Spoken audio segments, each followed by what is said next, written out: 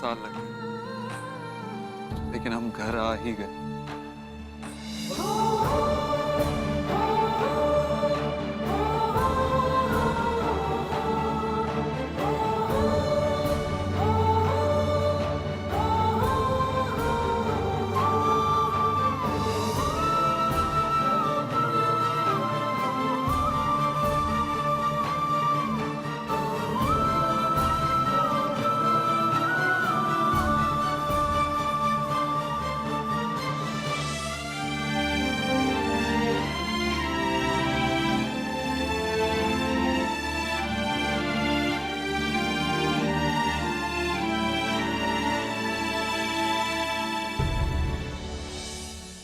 विकी की माँ, तू रो क्यों रही है भाई? क्या हुआ? ओहो, समझ गया, खुशी के आंसू होंगे, है ना?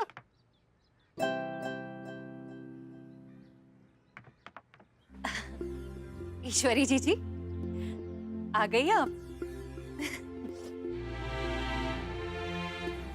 देखिए ना, कितना सुंदर घर बनाया देव ने। बड़े आदमियों के घर ऐसे ही होते हैं राधा रानी। ये ईश्वरी की तपस्या है, तो देव आज इतना बड़ा बन गया। नहीं भैया, मैंने तो बस वही किया जो कोई भी माँ करती है।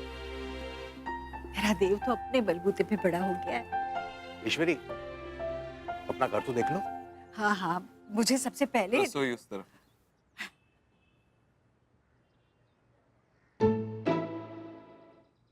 ये रही तेरी रसोई।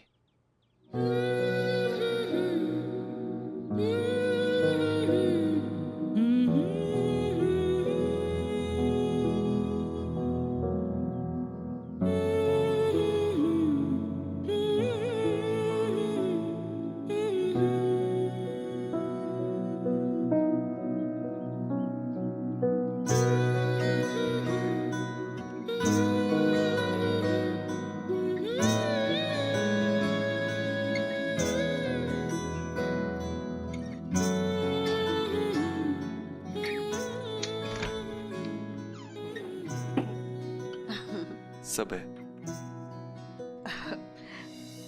बहुत बड़ा है।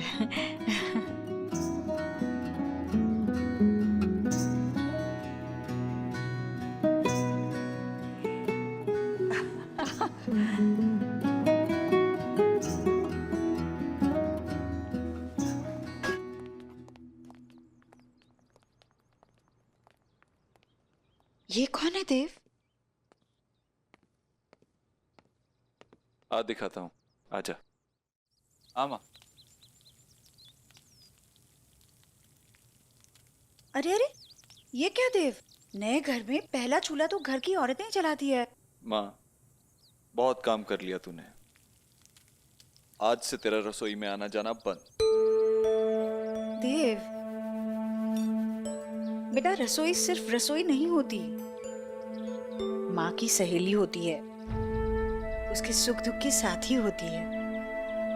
जब माँ रोती है तो आंसू छुपाने के लिए रसोई में आकर प्यास काटती है, और जब हंसती है तो हंसी बांटने के लिए रसोई में आकर मिठाई बनाने लगती है। जानता हूँ माँ, जानता हूँ कि घर आंगन बच्चों का होता है, लेकिन माँ की सिर्फ रसोई होती है। सब जानता है ना तू, फिर भी अपनी माँ से उसकी रसोई छीन रहा है, और छीन कर दे भी किसे रहा है? माँ, ये नत्थु हलवाई के यहाँ से साफ सफाई का पूरा ध्यान रखेंगे। माता जी, परसों नहाए थे हम। देव, लड्डू तो मैं ही बनाऊंगी। भाई साहब जरा हटिए। लड्डू तू बनाएगी तो पूजा में कौन बैठेगा? मैं सब कर। पूजा? बेटा, तूने घर में पूजा रखवाई है? सिर्फ तेरे लिए। तेरे भगवान से मेरी कल भी नहीं बनती थी और आज भी नहीं। देव, कितनी बार बोला है बेटा, ऐसे नहीं बोलते। कम से कम आज के दिन भगवान के सामने सर झुका लेना। मेरे लिए। ठीक है, ले, झुका लिया सिर भगवान के सामने।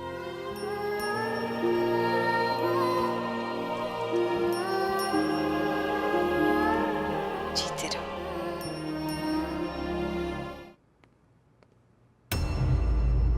नेहा, देव, क्या है ये सब ताले में क्यों बंद करके रखा है?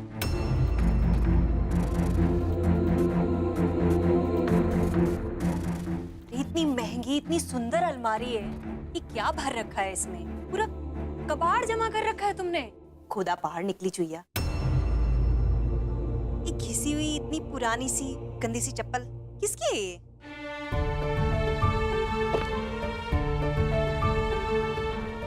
ये पुराना फटा सा शॉल बाबा आदम के जमाने का है। फटी हुई डायरी, क्या है इसमें?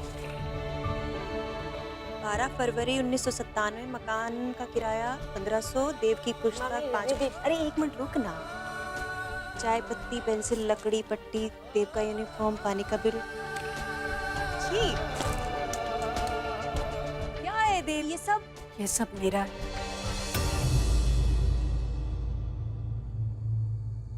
ये कचरा क्यों भर रखा है इसमें? बस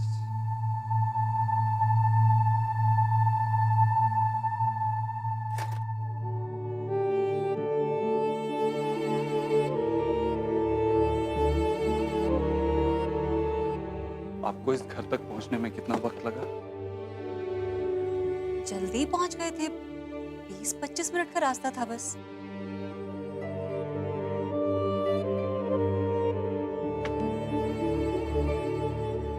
मेरी माँ को इस घर तक पहुंचने में 25 साल लगे और सफर लंबा था, इसलिए चप्पलें तो घिस जाती हैं।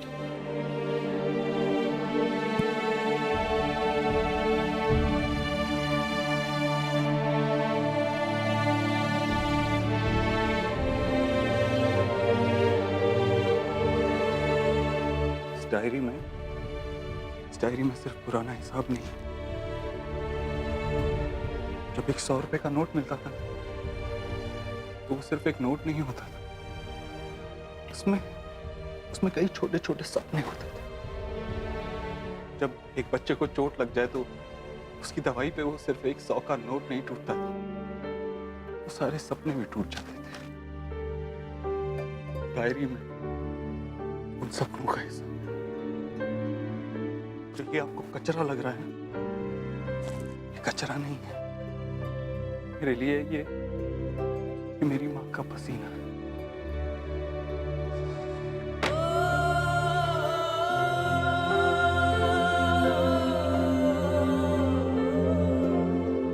देव,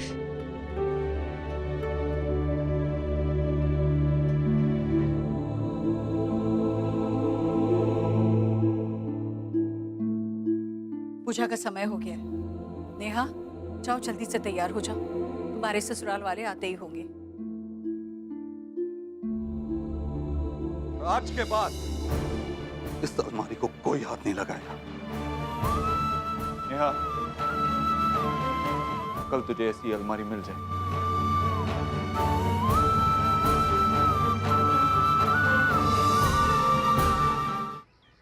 तू भी न देव, मैं तो अब तक इस चोट को भूल भी गई थी। तू क्या दवाई का डब्बा लेकर बैठा है बेटा? अरे चोट के बारे में सोचना बंद कर दो ना, तो दर्द बिल्कुल बंद हो जाता है। चोट कितनी भी गहरी हो,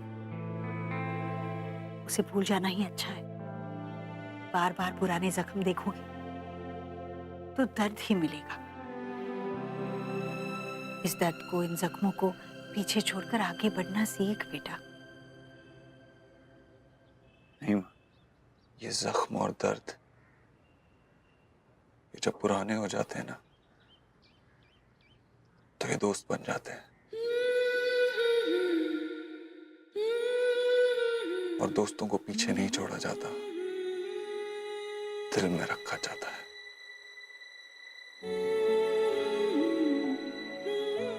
कम से कम आज के दिन ये गुस्सा अपने मन से निकाल दे मेरे लिए।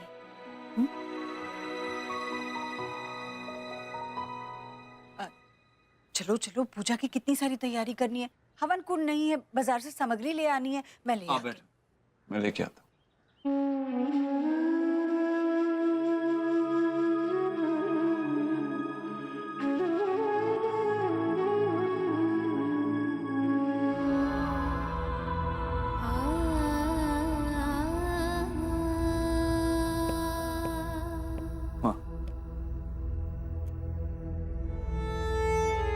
देव, एक औरत के लिए दुनिया में मां बनने से बड़ा सौभाग्य नहीं होता। और नेहा तो मां ही नहीं बनना चाहती।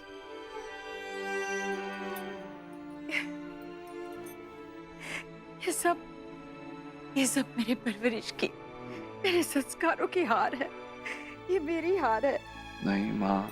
हाँ, मैंने नेहा से उसका हक छीना, उसकी सजा दे रही है वो मुझे, सजा दे रही है। माँ, हारते वो हैं जो कोशिश करते हैं। तूने हमेशा कोशिश की है माँ। तूने हमें एक अच्छी जिंदगी देने की कोशिश की है, अपने बच्चों का कल संवारने की कोशिश की। ये बात मैंने तुझसे भी सीखी। और आज मैं भी एक कोशिश फिर से करूंगा। मैं कोशिश करूंगा समीर को मनाने की। नहीं नहीं, तुम ऐसा नहीं करोगे। बहुत देर हो चुकी है। जो कुछ भी हुआ वो लोग भूलेंगे नहीं और ना ही नेहा को भूलने देंगे। अब ये रिश्ता मुमकिन नहीं।